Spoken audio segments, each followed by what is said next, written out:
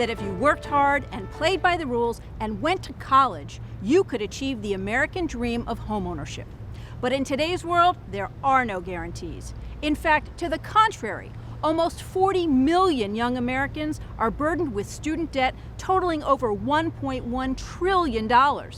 Since last year, the amount of student debt has exceeded credit cards and car loans, which are both actually decreasing, as student debt continues to grow at the rate of $3,000 a second. What exactly is happening that's causing so many students to default and even more to have to borrow for college in the first place? Well, for starters, over the past 30 years, the cost of college has increased dramatically. Unfortunately, income for most parents has not kept up, and the home equity that many counted on just isn't there, leaving young Americans in the position of having to borrow to bridge that gap. The student loans themselves have become increasingly complicated, with many students not even understanding what they're signing. Add to that a tough job market and graduates having to readjust their income expectations, and you have a recipe for student loan defaults.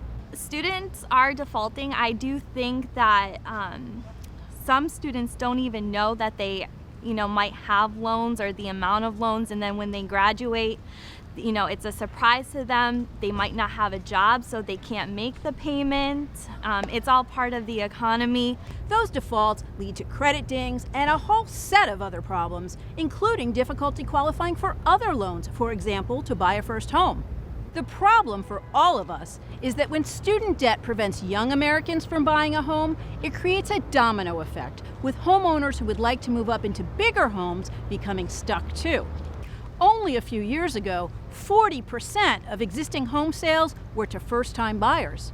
Today, that number's down to under 30%, and it appears to be shrinking.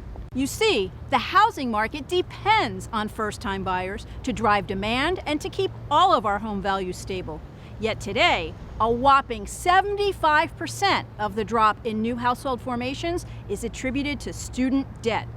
Maybe that's why the new Consumer Financial Protection Bureau considers student debt a top national priority.